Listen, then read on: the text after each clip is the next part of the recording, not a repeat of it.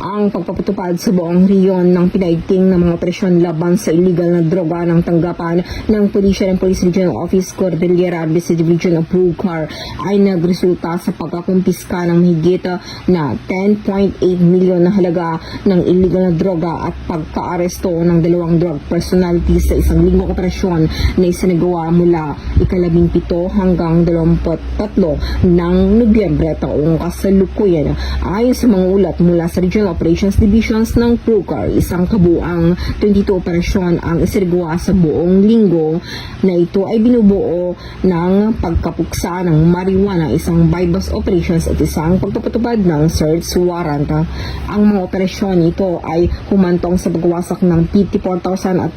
ganap na tumubong halaman ng marijuana at pagkakakumpiska ng 3.89 gramo ng shabu na may kabuang standard drug price na 10,866,452 pesos. Bukod pa rito, 2 personalidad sa droga na parehong nakalista bilang street level individuals ang inaresto at ngayon ay nahaharap sa kasong paglabag sa Republic Act 9165 o Comprehensive Dangerous Drugs Act of 2002.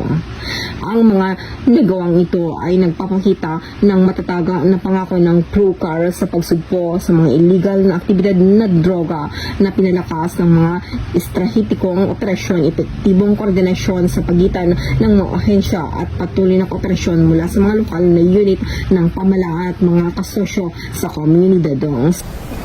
Mula dito sa riyon ng Cordillera, ako ang inyong PNN correspondent, Police Master Sergeant Lenny Valerio, alagad ng batas, tagataguyod ng Balitang Pulis.